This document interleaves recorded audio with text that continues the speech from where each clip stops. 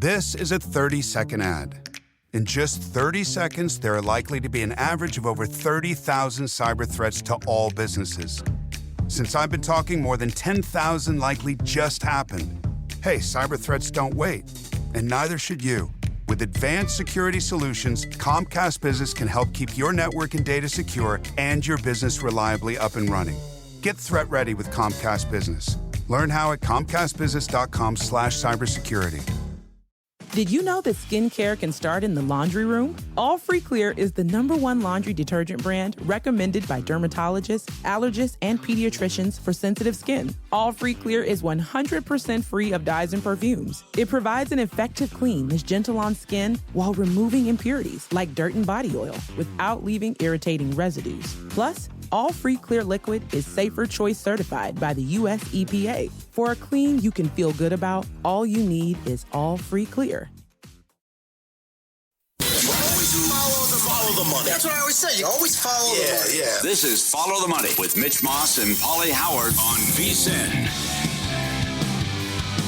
Here we go. It is Follow the Money on VSiN, the Sports Betting Network. Mitch Moss along with Pauly Howard. We're live in downtown Las Vegas from the Circa Resort and Casino here on a very busy Monday afternoon. We will react to Week 9 throughout today's 3-hour program, tied into Week 10 numbers of the National Football League. Monday Night Football tonight. It's a Dallas Cowboys game, so in theory, if it lives up to the entire season so far, it's going to be fun, entertaining, and probably high-scoring. We'll break it down a couple of times. Nick Whalen, Warren Sharp on the program. Busy NBA card. College basketball is back. I have a bet on tonight's card and a couple of futures. The good, the bad, the ugly as well. And, Paul, I got to say, it feels a little awkward not having baseball today. Yeah. But the way that bad boy ended on Friday and Saturday night was pretty much as good as it gets. Yeah, I agree. With Game 6 and Game 7, and it turned out to be an all-time series. And we were looking at another marathon game potentially. But the best line was uttered by many that Yamamoto enters Game 6 and closes Game 7. What he did. Phenomenal job. And in the NFL yesterday, how about a nice bounce back by the Dogs? They went 8-4 ATS.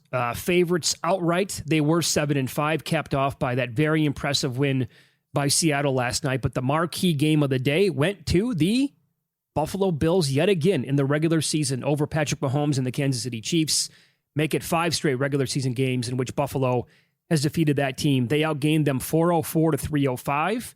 And as we were talking about before the show started, man, they really figured something out there with the defense overall. They were ready to go the entire game, and they made it exceedingly difficult for Mahomes the entire time.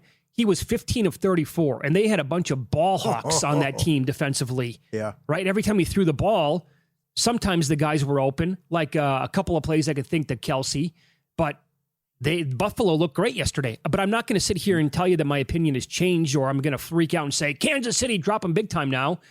I'd still have a #1 in my power ratings, and if they played again this week, it's not like Buffalo's going to be a 3-point favorite.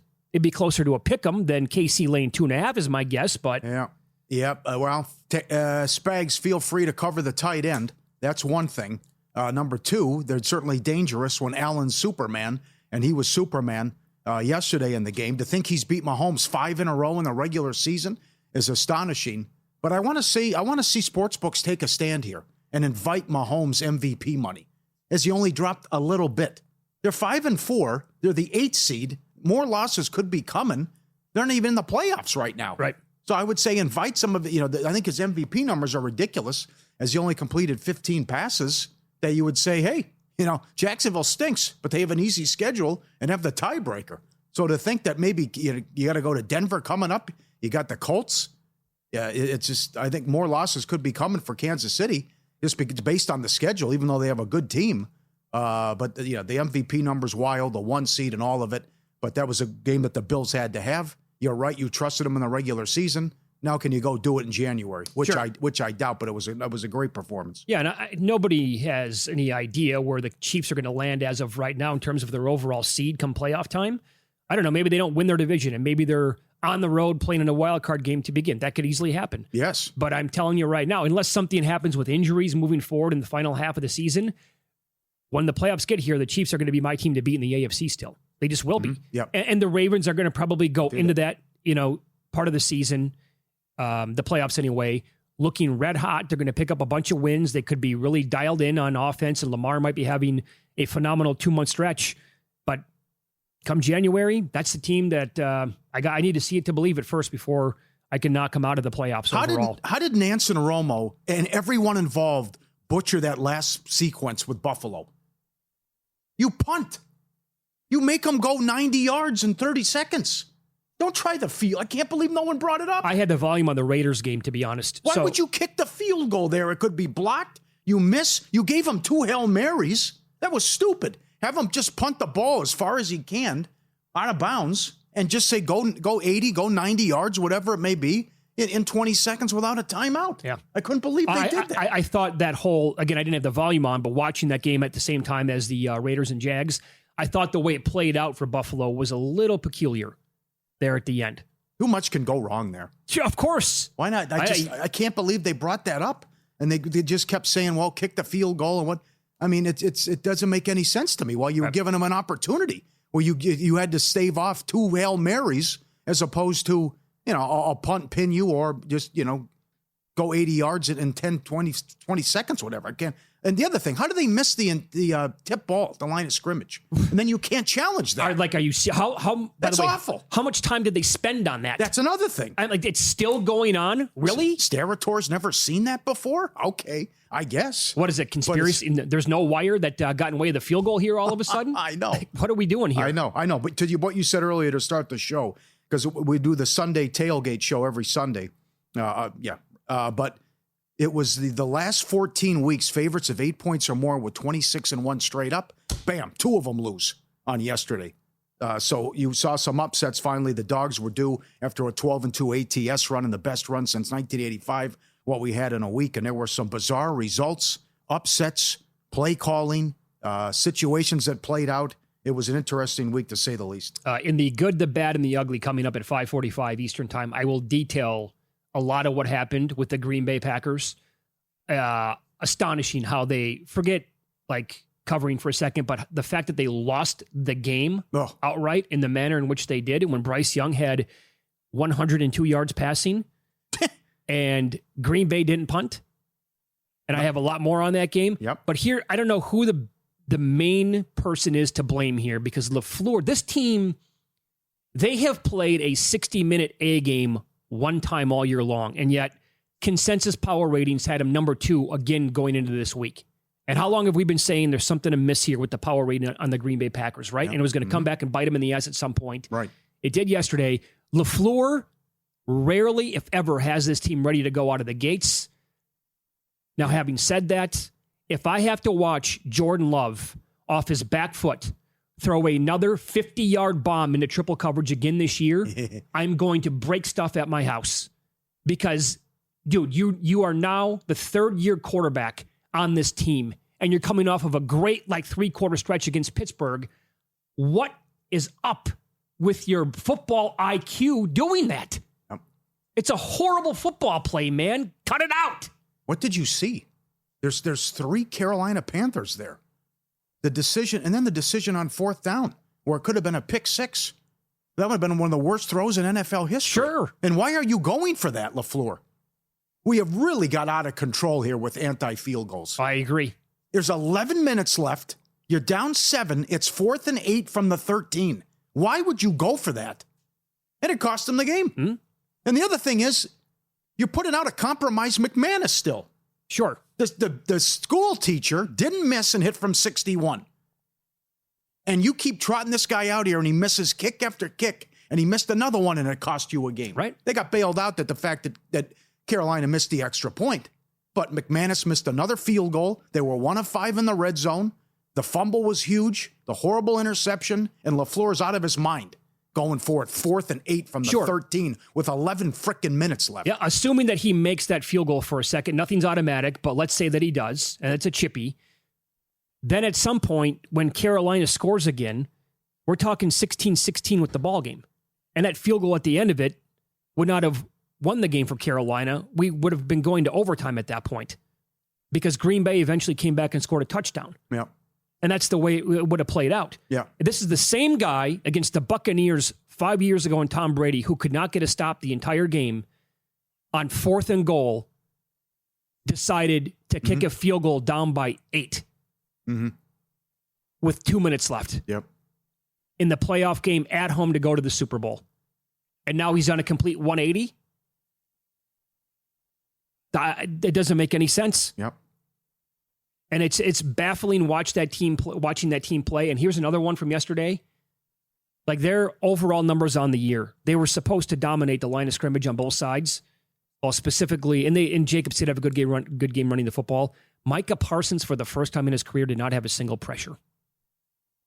Not one. Yeah. Yeah, I think we also have to realize that Carolina's pretty good.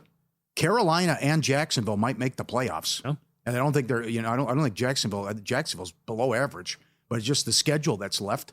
And you're finding ways to win games, or teams are handing you games. The Raiders missed an extra point. They can't get a stop. This 44 points in the fourth quarter. What transpired? Here, they're just running the ball on you. Finally, Canales figured out, Dowdle's pretty good. Maybe they should get him the ball. Also, there was a good text that Green Bay is the ultimate survivor team this year. They lost to Cleveland. They lost to Carolina. They tied Dallas. How many people did they get this year in survivor contest all over? Yeah. Some horrible losses, but they'll beat the Eagles because that's the Packers, right? But I said that. I hated the spot, though. That's why LaFleur, you're right. He has to have them ready to play. I hated the spot. Everyone's pumping your tires. You look great and beat Pittsburgh on the road. Yeah. The Monday night games, the showdown's up, next looming on Monday night, and you come out not ready to play and you lose to a below-average team. I mean, it's such a week-to-week league. The team that they just went up and down the field on for basically, 2 hours in a 3-hour football game last Sunday, Pittsburgh. Pittsburgh's a team that could not create turnovers on defense. They forced 6 yesterday against the Colts. And that offense that was humming along at historical rates. Yep. Okie dokie. Another one. Yeah, well, Pittsburgh had 220 yards. They took it away 6 times. That's a Mike Tomlin win. That's what that was. Yeah, and if Atlanta doesn't miss an extra point. That's another one. Right, after getting absolutely embarrassed last week. The stuff is so week to week in the NFL. Uh-huh. And then how about Detroit? The loss by the Lions yesterday. Yep. Van Ginkel was great. The pressure was there. Good to have him back. He got home. I know. Couldn't stop the run. We will get into tonight's Monday night tilt in Dallas between the Cowboys and the Cardinals. How about this? A Monday night angle is 79% since 1996. Details next.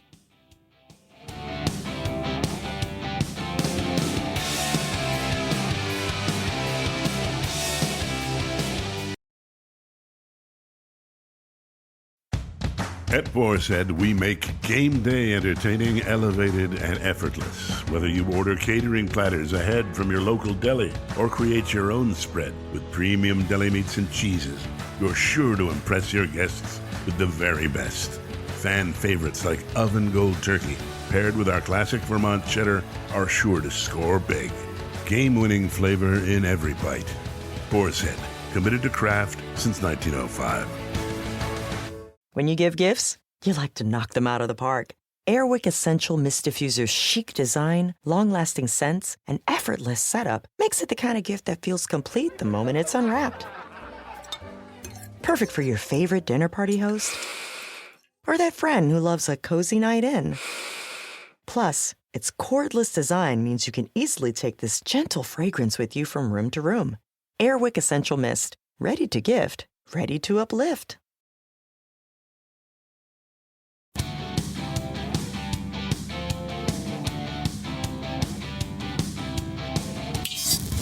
This is Follow the Money on VSiN.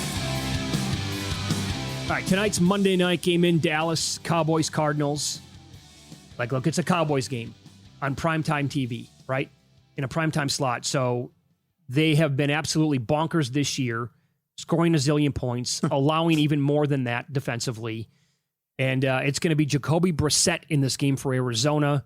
I need the Cowboys. They were 2.5 in circa millions. I need the Cowboys by a field goal or better to finish off like a 4-1 week. That'd be good. So, that'd be a good one. Move the chains. Let's go. But also, they're so public now. They're 3 minus 120 that I hate being on that kind of a side of a game. 3.5 at DraftKings. 90% of the handle at spots on Dallas. They are back-to-back Monday night football games. They play the Raiders out here coming up as well. Yeah, to your point, they score 30 a game. They give up 31 a game. Dak is on a nice run as a favorite in primetime games. And Arizona is the ultimate conundrum, right? Funny team. Well, 5 losses in a row, 3 of them game-winning walk-off field goals. And like that guy who's the beat writer who covers the team said, I've never seen anything like this. They could be undefeated. They could be winless. Yeah, right. How every game's finished. So Brissett has been a pleasant surprise. They should have beat the Colts. He was great in that game, and he moved the ball against the Packers, and they gave them an opportunity to win. I think it's going to be the guy we want to look at is Bam Knight and not Carter, and Bam Knight will be the guy in terms of running for Arizona. I wound up on Harrison over, like a lot of people, to get at least 60 yards. You know, they have the great chemistry and rapport. Harrison's made the comments about how Brissett has helped him. And I think the veteran leadership can come in here and get him involved. I think McBride is too obvious, but everyone moves the ball against the Cowboys, and probably from a Dallas standpoint, everyone eats. So certainly the tight ends are going to be popular with touchdowns and props. But I would say Bam Knight and also Harrison over to get at least 60 yards in this one. Yeah, a couple of news items regarding the Cardinals in this game tonight. Moments ago, they activated their first-round pick, Walter Nolan, from the PUP list.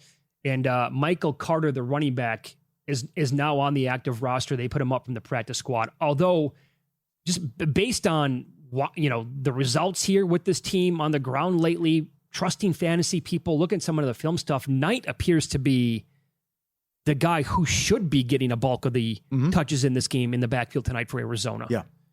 I know JVT was making a case for Zay Jones tonight. Oh, yes, because that's not bad. He's been a target here for Brissett now going back. So the Cowboys overall on the season, they've allowed 8. Now we're talking about. Did he say anything? Did he elaborate? Because he's plus 240 to have 40 yards. So, I mean, you saw how successful the ladders were yesterday with stuff we talked about. Oh, no, he had a good breakdown about how the target share and like the utilization for Zay Jones has absolutely gone up now. Yeah, Pierce was dynamite. Watson, Yossi-Vash. Yep. Yes, this is where ladder Zay Jones. I'm with him. That's good. So the Cowboys, we're talking about now on the ground to running backs. They've allowed 887 yards, 7 touchdowns. They've also allowed 41 catches, 392 yards. Those are all bottom 3 to 8 numbers in the league. They've allowed the second most fantasy points per game to the position. So again, if we think it's going to be Bam Knight, he could be in store for a pretty good night. Also, what's worse is this. And talking about Zay Jones, Marvin Harrison, against the wide receiver position, they've allowed, and they put it this way, they have played like not as many games as the teams in front of them. They've allowed the 7th most yards and the most touchdowns overall to wide receivers. That number is 15. They're also middle of the pack against guarding tight ends, and they are the single worst team in the league against quarterbacks. And when you look at like a fantasy breakdown, they allow the most points per game to quarterbacks in the entire league. But, so I totally agree with what you said. Trey McBride seems like he's a little bit too obvious here tonight, and getting involved now is, this is like peak numbers we're talking about almost with him. The guy can certainly go out there and crush it, but I would look at somebody like you said, maybe a Harrison or maybe Zay Jones as well. And some numbers now that you can get at vsin.com. Some of the trends Steve Makinen puts out. When you play against any home team in the plus 4.5 to minus 4.5 range going into their bye week on Monday night. I know there's a lot there, but that's the spot the Cowboys are in tonight. Again, between plus 4.5 and minus 4.5 while they're laying 3. They're going into their bye week playing on a Monday night. Those teams are, when you're playing against those teams, you're 15-4 ATS since 1976. So fading the Cowboys in that spot. Arizona, again, typically this is kind of the spot. I've said this now plenty of times on the show this year with Kyler Murray. I don't want him when he's at home, like laying points. I would rather have him on the road, maybe catching, and maybe it applies to Jacoby Brissett. But overall, as a team, they're 11 games over 500 in a 55-game sample size, road neutral game since 2019. And as a dog since 2021, they're 33-19 ATS, which is 63.5%. But like I said, I laid 2.5 with the Cowboys because it was below that key number in circa millions out here. Did you get pissed off watching what Cam Little did? knowing that it was right there for Aubrey and the Cowboys last week. Oh, I felt that's how you do it. I felt great for the kid, but also, I was still disappointed in what took place last week. It was that easy. That's how you do it. You don't have a lot of time. You just complete the pass and just say, okay, good, come on, nail. And the kid would have been good from 70+. Yep. I mean, that's what maybe they try to one-up him here tonight with the same thing. But that was staring Dak right in the face multiple times last week. Yeah, at least twice. And he wouldn't do it. But that's where you got to be concerned about how well Brissett played against Green Bay and also Indy. And you couldn't slow down Bo Nix at all. And everything's just wide open. And now Dak's been turning the ball over, too. So not that Arizona will take it away, but this is also interesting what Jerry does if they get a win and what happens at the deadline. Because you'd be 4-1. You'll probably beat the Raiders going in your bye, come out of that bye. You're probably 5-4-1, and we'll see if Jerry does something. He picks up the phone or maybe makes a move. Not that this is a good team with this horrendous defense. What did you think of the end of that Raiders game yesterday? I was captivated by that game. Oh, it was nuts. It was absolutely fantastic. It was 9-6 in the fourth quarter. Yeah. And then turned into a finish. ping pong match. Yeah. And my God, healthy Brock Bowers. Oh, God. Please, fingers are crossed here. Just as, somebody who owns him in a big fantasy league, but also as just a fan of football, please stay healthy for the rest of the year. That was so super impressive yesterday to do that. And he looked like he was 100% healthy and blazing fast out there, blowing by the defense. And I totally agree with going for 2. That's the only play. Who wants to play for a tie? Yeah, and he's got, was it Myers? He's got him in the back of the end zone. He's got him wide open. I know. Blew it. Pete Carroll livid after the game.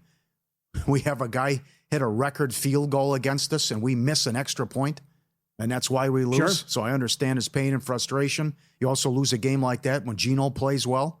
Geno had 4 touchdowns, but it's just, you couldn't stop Jacksonville. But again, that's 9-6 going into the fourth quarter, total of 44. And then you get a 30-29 final. The Lawrence interception off the bat was huge as well. That silly interception in the end zone. But playing through the illness, Cohen said he looked like a ghost out there. He was so pale, but huge win for Jacksonville. And again, now we'll see the Raiders regroup. And good luck. You have to go to Denver Thursday. Yeah. Quick turnaround here. Will not go well is my best guess. I mean, the market is telling you the same thing. Although a little bit of money on the Raiders to put it where it's at right now. We'll expand on the Week 10 numbers coming up in about 35 minutes. There's also this. I was reading a report right before the show started that another teardown is coming very soon with the Raiders. But, I mean, like, how long is Pete Carroll going to be there anyway? Fire sale? Well, I don't. It's basically, they're good. Like, it was this. And I get this part. Paul, they played in the Super Bowl against Tampa Bay. That's going on 25 years ago now. That's the last playoff run? Almost, well, that's the last playoff. Yeah, and then they made that playoff run a couple years ago with Derek Carr and Bisaccia. They lost to the Bengals. But other than that, it was a total. It's been 25 years essentially of complete ineptitude, and people are fed up. Yeah. They're sick and tired of being sick and tired. Yeah. And I totally get it. Who can take this anymore? I think it's a more interesting league when the Raiders are good, and it's just. I'm with you. My God, of all things, Geno, you got him right there in the back of the end zone. And then, people breaking down film are like, well, that's on the offensive line because they never took care of the defensive tackle who swatted the ball down. They had to do a better job of blocking him. You've had bad hires with head coach McDaniels, the Gruden debacle. They also can't draft either. And they've swung and missed. Remember, it was the Gruden. Oh, my God. They would just take guys from Clemson and Alabama.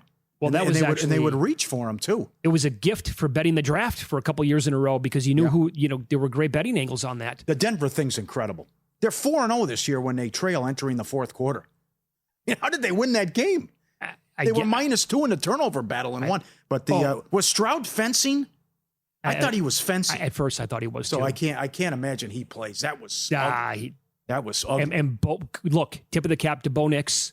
He played really well when it mattered most. The first half of that game, that's what scares me about the Broncos. That's right.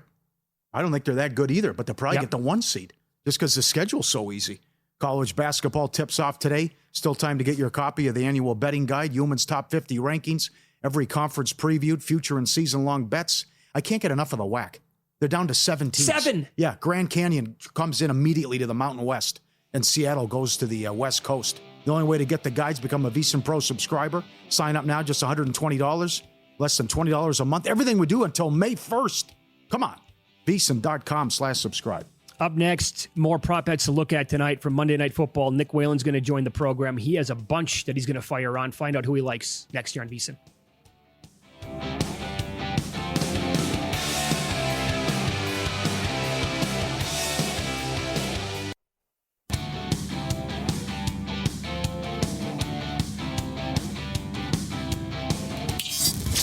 This is Follow the Money on VSiN.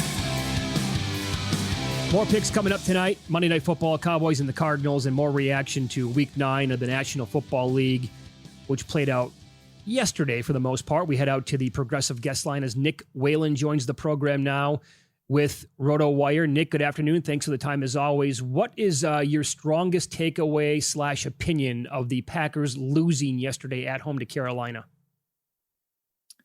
I think this was another reminder that you can't really trust the coaching for this team week to week, specifically the play calling, which I know we've been harping on all season long. I think most Packers fans would tell you, even in the games that they've won this season, you still feel a little wanting. You come out of these games and you're like, man, you look around the NFL and these other elite offenses are effortlessly moving the ball down the field. You got teams like the Colts and the Lions that feel like they're scoring 30 plus every week. And you're kind of wondering, when is that going to come back to bite the Packers? And it's now happened twice. You look at the remaining schedule for Green Bay. It's not easy the rest of the way. There are no gimmies on that schedule. And I think the two that you would have circled, and certainly the numbers would have implied that, would be the Cleveland game. And then what we saw yesterday, 13.5-point home favorite against Carolina. I mean, they've now blown, to me, inarguably the two easiest games on their schedule. And there are a lot of things you can point to. Jordan Love obviously was not very good yesterday. I think the play calling again was an issue. The offensive line continues to really struggle for this team. But big picture wise, something that's plagued the Packers not only this season but in years past under LaFleur is it's a team that just takes so long on both sides of the ball. They have long possessions on offense that often don't result in touchdowns. It's a defense that cannot get off the field right now. They end up playing these games over and over, where, like yesterday, you have 7 true possessions in the game. And oftentimes one of those will be with a minute and a half left in the second quarter when you have to run a hurry up. So you end up really, limiting your room for error when you're only possessing it 7 or 8 times over the course of a game. And maybe you turn it over on your first possession, you punt once or twice in there. It just puts a ton of pressure on every single possession. I mean, I don't know about you guys, but every week I watch the Packers and I look up and I'm like, how are there 3 minutes left in the second quarter? How have the Packers only run 16 plays? Right. Yep. Great point. Yep. Same division. Bears Bengals. What do you think about that? Other than I guess we just have to fire every single time on overs galore with Bengals games. Look, I mean, the Bengals defense was truly historically bad in that game. I didn't think Chicago was a whole lot better. I mean, both of these defenses, I think, are ones to target the rest of the way, both in betting and in fantasy.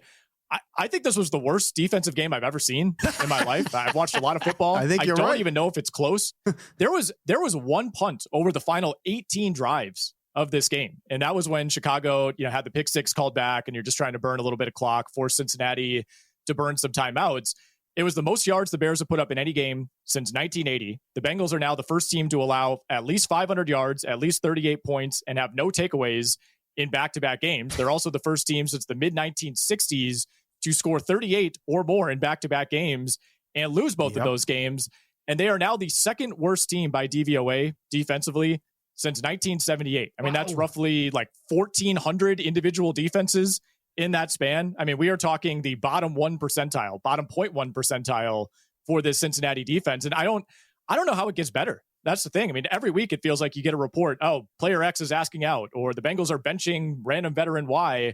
I don't really see a source of improvement here. And now we're talking about trading Trey Hendrickson before tomorrow's deadline.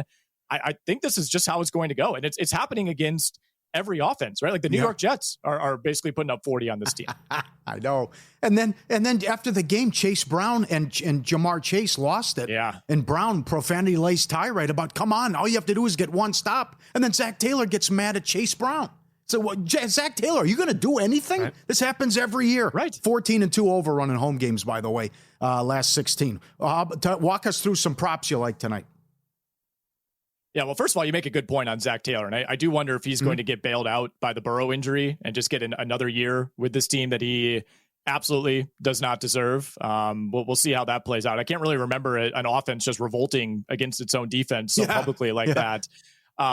Looking at tonight's game, it's more of a prop spot for me. I think I would maybe just grab points with Arizona if you do want to play the side, just because, this Dallas defense is not Cincinnati bad, but it's been close. Cowboys should still be without 3 defensive starters in that secondary, so that worries me a little bit. I mean, this is a bottom 3 defense in terms of EPA, success rate, EPA per pass, EPA per rush. I do think it should be a rebound spot, though, for Dak Prescott. I would look at the yardage for Prescott. You could grab the over 2.5 passing touchdowns. he's coming off his worst game of the season. Before that, he had been pretty much bulletproof early in the year, and that was a tough spot on the road at Denver. I also am looking at the over 22.5 completions for Jacoby Brissett. Now, opposing quarterbacks are completing almost 70% of their passes against this Dallas defense. He has 25 and 27 completions in his first 2 starts. So I think this should be another relatively high volume spot. You have to look at Trey McBride, over 68.5 receiving yards. He's got 24 targets over these last 2 games with Brissett, and went over this number against 2 better defenses, at least in Indianapolis and Green Bay. No team had given up more passing yards, guys, coming into this week than the Dallas Cowboys. They've given up an NFL high 20 passing touchdowns on the year, so don't mind taking a stab at a Trey McBride anytime touchdown. I believe he's closer to 6 or 7 to 1 for first touchdown tonight. And then on the Dallas side of things, George Pickens over 4.5 receptions.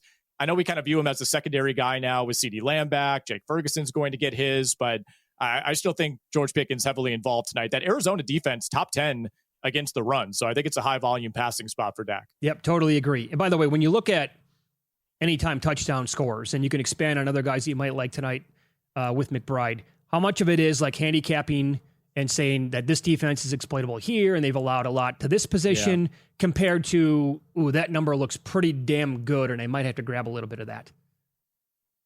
Well, I think against a defense like Dallas specifically, it's more so the latter because it could be anybody. Like they give up yards to running backs, they give up yards to tight ends, to wide receivers. So in that specific case, there's not necessarily one position that I would hone in on. I think on the Arizona side, you got to look at Bam Knight. If it's a short touchdown, if they have, second and goal from the 3-yard line, he's probably the guy that gets that first look. But I am curious to see what we get out of all 3 running backs. I mean, Jonathan Gannon has said they're just going to ride the hot hand in this game. So we'll see Michael Carter. We'll see if Amari DiMercato can work his way out of the doghouse. He's going to be active tonight. He's somebody I wouldn't mind taking a stab at. We'll see what the workload is early on. But DiMercato is going to get some chances in this game. He's 5 to 1 right now for a touchdown. A little redemption story for him on national TV to make it look good, huh? Yeah. Okay. We'll see. We'll see. He needs it, man. Yeah, no kidding. You were on, and so was I. This was my one loser so far in Circa Millions. I was on the Colts yesterday, as were you. What'd you think overall of watching that unfold? And they turned the ball over 6 times all of a sudden.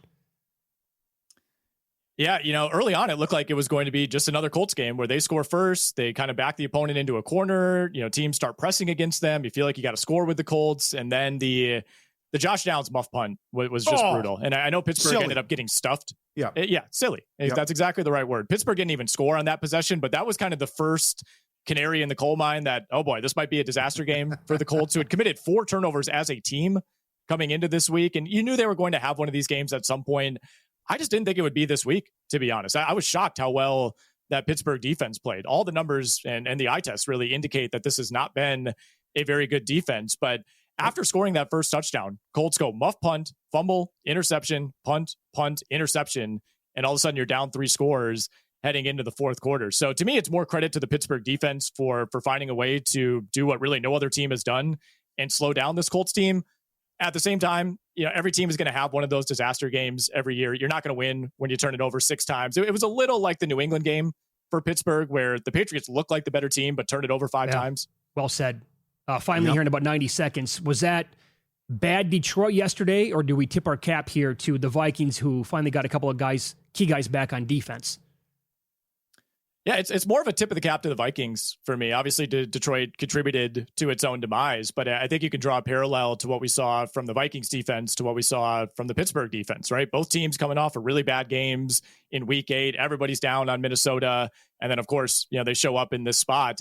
I will say Vikings did a really good job taking advantage of short fields. 17 of their 27 points came in short field situations. They had a long kickoff return in the first quarter. The Montgomery fumble set up a touchdown in plus territory. Even that field goal late in the game that made it a 2-score game, that came after the blocked field goal and the return on the Detroit side. So again, not really concerned about the Lions going forward. Just one of those games where a few things didn't go their way, but got to tip your cap to the Vikings for capitalizing. There you go. You can follow Nick on X. He's at WHA1EN with RotoWire. Nick, thanks so much for the time as always. Enjoy the game tonight. Will do, guys. Thank you. And he was on the progressive guest line. Yeah, that Colts performance yesterday, stink bomb. I thought, like he said, I thought that was going to come in a few weeks to KC. not necessarily against that Steelers defense. Well, it doesn't say much about Pittsburgh. You beat them by 7. You forced 6 turnovers. Yeah, 220 yards. Aaron Rodgers didn't complete a pass over 20 yards. Yeah. Again, it's all dink and dunk. But get ready for Sunday night. I know they're a big Sunday. Yeah, a big favorite. Detroit, 12 in a row, ATS off a loss. That number, by the way, with the Daniels injury, right, skyrocketed, man. Yeah. We're talking about 7:15 Eastern time last night. Lions were 3.5 in the game. It's also how the defense looked.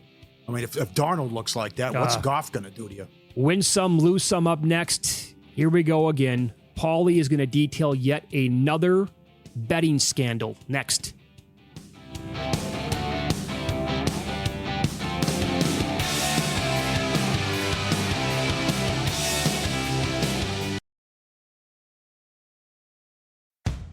At Boar's we make game day entertaining elevated and effortless. Whether you order catering platters ahead from your local deli or create your own spread with premium deli meats and cheeses, you're sure to impress your guests with the very best.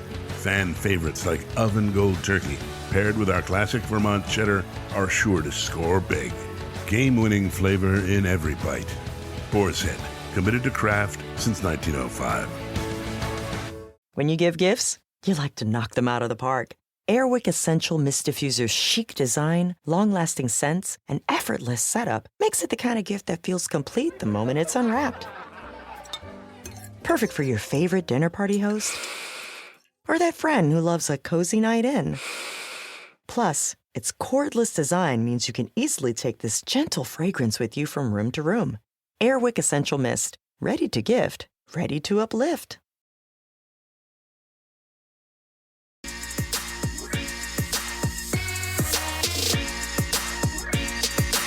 Win Some, Lose Some is sponsored by the Sharp Plays.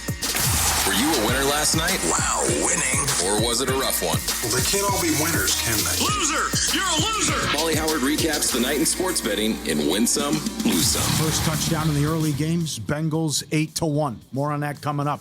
Highest scoring game, Bengals-Bears 4-1. Lowest scoring game, Panthers-Packers 7-1. Most points, Bears 9-1. Fewest, Saints 4-1.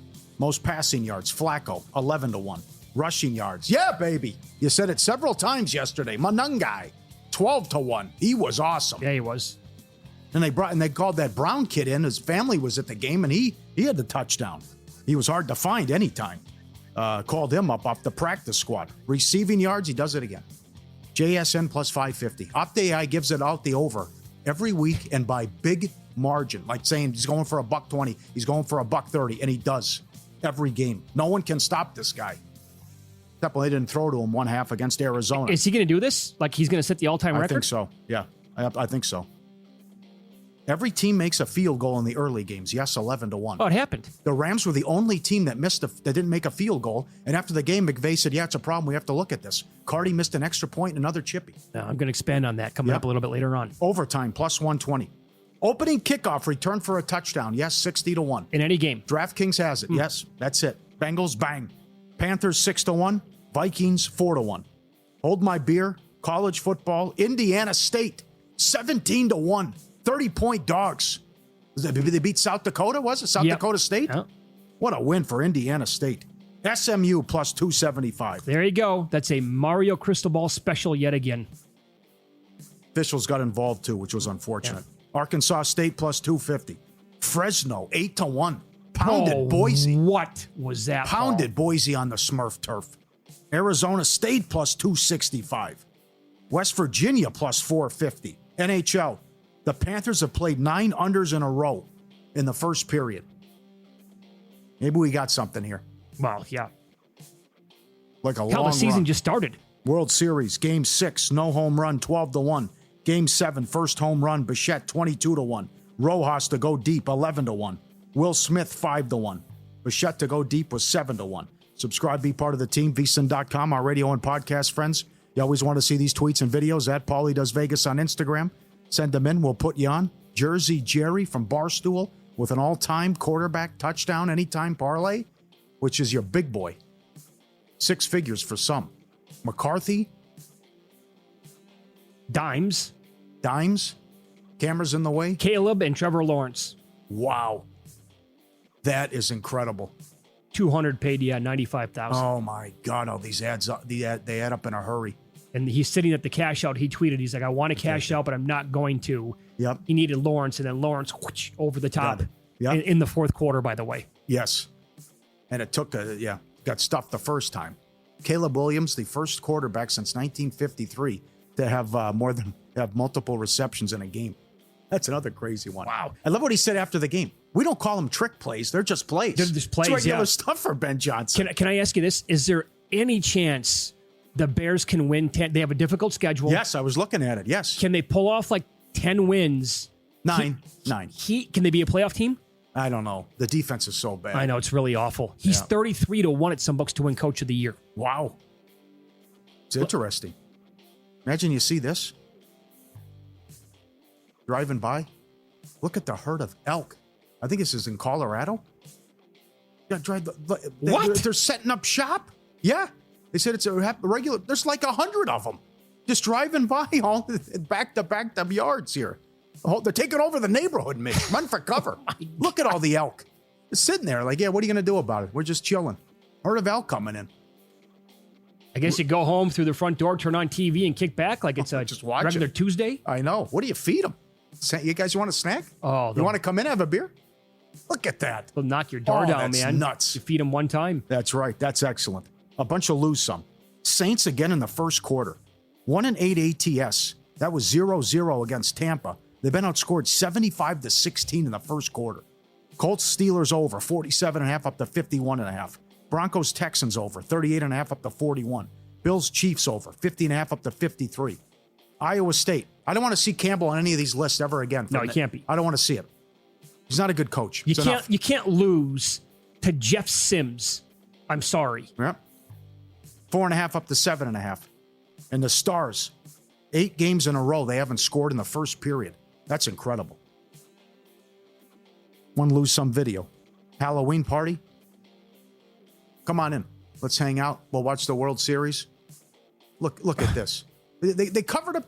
Come over. Let's have some drinks, hang at the bar, watch the World Series. They got it covered up with the Halloween decoration, with the caution tape, and there's cobwebs on it. I can't see the game. It's an all-time game. What are we doing here? Oh, I missed the Kike play. I know what you're doing. You're going to climb over the counter and pull all that crap off. That, yes. Yeah. Think it through. Bad for the books. Bears Bengals over 47.5 up to 51.5. Fresno Boise under 52 down to 47.5. Virginia, 3.5 up to 6. Horrible beats. All time this week. Blue Jays, game 7 and under. Nope. Blue Jays to win the World Series, 50-1, 60-1. Texas, lane 3, 34-10 with 10 minutes left. Vandy converts a 4th and 19 from their own 2. They go 98 yards and score the touchdown, put it on 3. Clemson minus 3.5. I had Duke. Dabo said it was the worst call he's ever seen. He's right, and then they fined him. The announcer, after it was 4th down, they get a stop. The announcer says, this is obviously offensive pass interference. Sure. Game over. They call it on Clemson. Right. Duke scores, goes for 2, they win. Oh, it was so bad. Stay out of the way. You're ruining these games. Agreed. Cal plus 6. Had the ball late, down 3. The only way you get there with Virginia is the pick 6. It happened. Georgia and over. Stockton takes the knee at the 1. That's the right play. It's the right play, I know. But still tough there. And Las Vegas, Jacksonville under 44. 9-6 in the fourth quarter, goes over. Before the line moves, sharp plays already there. Good tweet today about how favorites are crushing it in the primetime games. Powered by Advanced AI and plugged into trusted insider sources. They deliver the edge serious bettors use every day. Free reports, alerts, and market-moving insights straight to your inbox or X-feed. They've been at it since 2011. SharpPlays.com. The Mr. Poison tweets every Sunday. Get up there, SharpPlays.com. This might have been the only time in my life that I sat there and watched a sporting event and said, this is fixed. You knew it was fixed as it was going on? Yes. Okay. UFC fighter Isaac Dalgarian has been released from the roster 2 days after sportsbooks flagged unusual betting interest against the featherweight out of a first-round loss to Yadir Davale. Saturday, Integrity Compliance, a firm that monitors the betting market for abnormal activity, alerted its clients about unusual wagering interest on Del Valle to win the fight night undercard bout in the first round. He submitted him 3 minutes in. When you look at the breakdown and scores, I mean, he didn't do anything. He just took him down. I'm not a UFC expert, but Cormier's on the fight doing the analysis and saying, where's the hand fighting? Why aren't you trying to prevent the chokehold and fight back? And why aren't you doing a better job? And then he tapped out. One bookmaker said this was suspicious activity was going on early Saturday morning.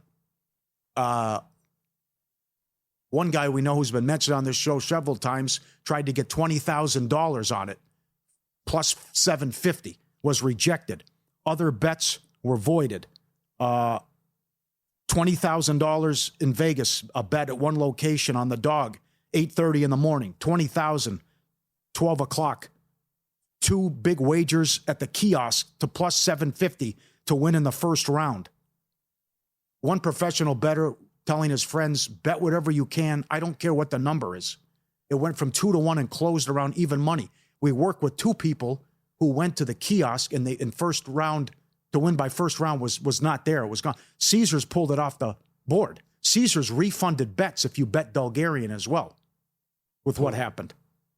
And it was just, the whole thing's sad and unfortunate, and that's just, he was cut today, and it was just obvious what was going on. Well, and, okay, so what? That's on the prelims, obviously. What does that fighter make per fight? $10,000 to 20 if he's lucky. Yeah, well, probably 10 and 10, 10 to show, 10 to win, if that.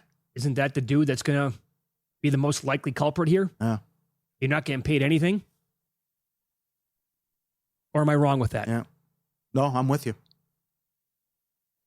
If you see what's going on with these NBA guys who make big money, if you're getting $5,000 a fight and fighting 3 times a year tops, he was a $250 favorite. He closed $1.30. Yeah, sound the alarms when you said multiple $20,000 bets on plus $750 to lose in the first round. There are multiple stories. There are multiple stories of people saying, "I want 10, 20,000 on this." There are multiple stories of people saying, "I want as much as I can on exact outcome plus $750 for him to finish him in the first round." On and on and on and on from Saturday morning on. Oh, they clearly knew. Yeah. That's the Jared Goff first touchdown against the Chiefs. Up next, Week 10 numbers NFL. A team went nuts yesterday on offense, and they should be able to roll that directly into their opponent coming up this week.